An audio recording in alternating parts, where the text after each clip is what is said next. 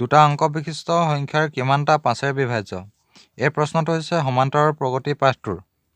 ইয়াত প্ৰশ্নটোত কৈছে দুটা অংক বিশিষ্ট সংখ্যা দুটা অংক বিশিষ্ট আটাইতকৈ সৰুটো হৈছে 10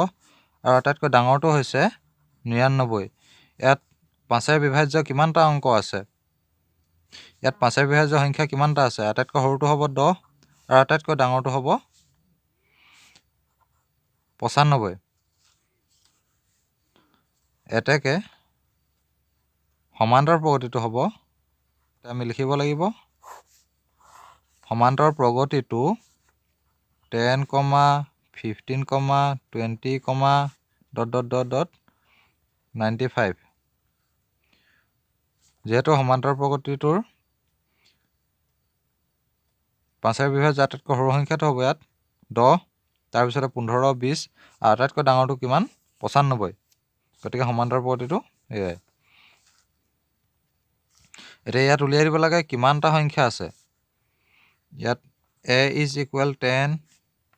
d is equal 15 minus 10 অৰ্থাৎ 5 আৰু an is equal 95 এটাকে an ৰ সূত্ৰ অনুসৰি হ'ব আমি জানো an ৰ সূত্ৰ মতে an is equal a plus n minus 1 into d ইয়াত an ৰ মান 95 a ৰ মান 10 plus n minus 1 d ৰ মান 5 95 10 এফালে গ'লে minus 10 হৈ গ'ল n minus 1 into 5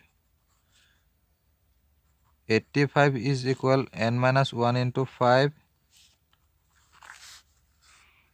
5 to ইয়াত পূৰণ হৈছে এফালে আহিলে হৰণ হ'ব 85 divided by 5 is equal n minus 1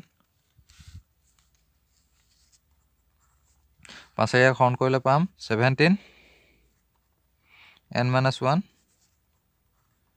17 plus 1 is equal n অৰ্থাৎ 18 is equal n equal 18 অৰ্থাৎ সমান্তৰাল প্ৰগতিটোত মুঠ 18টা পদ আছে অৰ্থাৎ আমাৰ প্ৰশ্নটো দিছিলে দুটা অংক বিশিষ্ট সংখ্যাৰ কিমানটা 5ৰে বিভাজ্য আমি উত্তৰ লিখিম এতিয়া এটাকে দুটা অংক বিশিষ্ট সংখ্যাৰ 18টা 5ৰে বিভাজ্য